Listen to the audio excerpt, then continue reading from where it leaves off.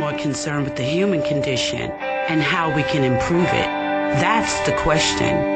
The answer? Evolve.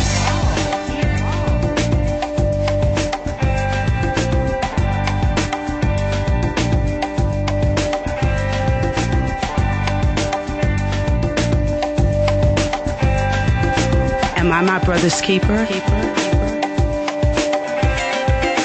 Yes.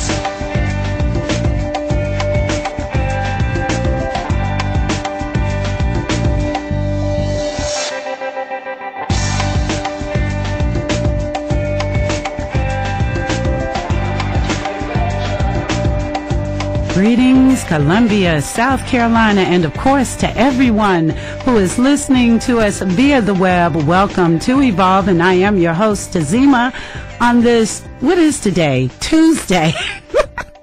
You guys know by now, okay? I'm trying to keep up with the rest of you. Anyway, you know what? Today we're going to have a really, really good show.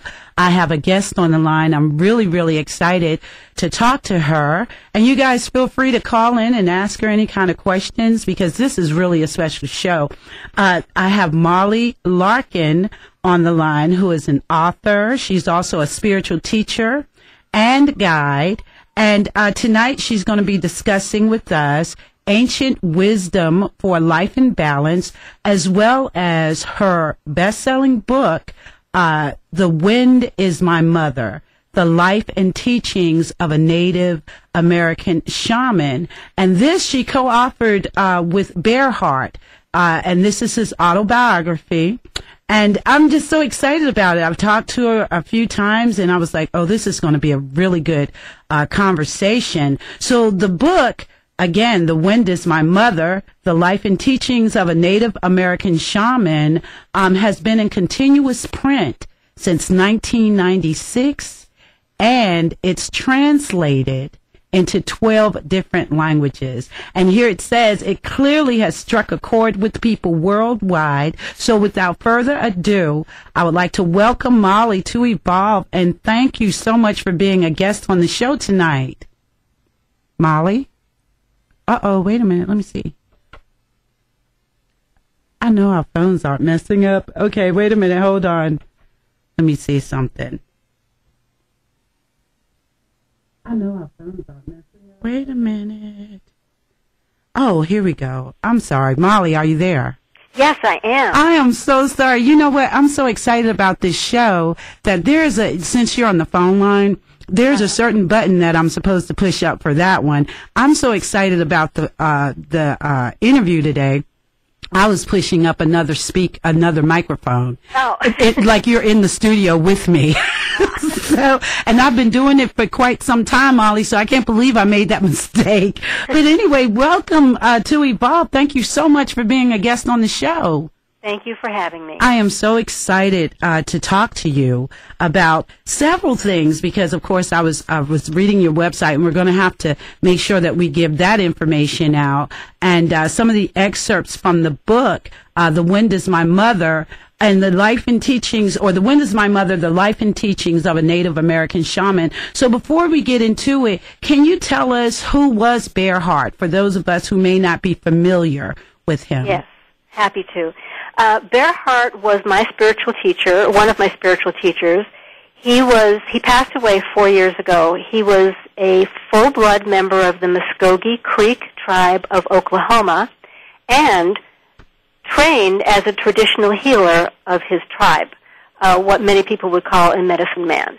And what's interesting to me is that not only was he trained on how to work with herbs to bring about healing and cures, he was also trained as a counselor because Native American people have always understood you have to treat the whole person, and that many illnesses come out of an emotional or spiritual imbalance. So he was a brilliant counselor, too. And I was fortunate to have met him over 25 years ago, and we clicked. And I basically followed him around like a puppy dog. Any place he was going to be, I wanted to be there and hear him, and we became close. And I got a lot of personal teaching from him, and he really saved my life, because when I met him, I was in a deep depression. And he helped me so much in a short interview that I asked him if I could write a book on his life, because I figured if he could change my life around in a half-an-hour conversation, a book of his wisdom could really help a lot of people. And fortunately, he said yes. So he changed your life in a half-an-hour conversation? Yes. So explain to us about that. I mean, how did that happen? That sounds so powerful. It is. I think a lot of it had to do with his presence. Just to tell you what was going on with me at the time that I saw him, I had, in a one-year period, a very, very close friend, a boyfriend actually, had committed suicide. I lost my business to an unscrupulous business partner, and I had to declare for personal bankruptcy. So I was really at the end of my rope, and I really had started thinking about ending my life when a friend said, you know, I know this Native American by the name of Bearheart who's coming to town. I think you should go talk to him. And honestly, I was with him for 20 minutes, and I don't really remember everything he said, but this one thing I walked away with was he said, because after I said, I've actually been thinking about ending my life, he said, there are many types of death. It isn't necessary to leave your physical body in order to die and be reborn into a better life. Wow. And that gave me hope. Wow. And I walked out of there with hope. So I could see, I could see how in a half an hour, because you needed to hear that at that time. And that's a very, very powerful statement that he made to you. Yes. So it was after that you did you know immediately then that this is the person that I want to learn from, or did you have to go through some more experiences and you connected? I had to go through more experience. But, and it wasn't just also the words that he said, but he is the epitome of compassion and love. And his presence was so loving and compassionate. I really felt enfolded and embraced by his love and his compassion for me. And that was very healing for me also. Wow. So you decided, now how long did you study under him before you decided that you would like to write a book together about his life? Oh, maybe it was 5 years. Okay. And how long did it take you to do the book? Oh, 5 years.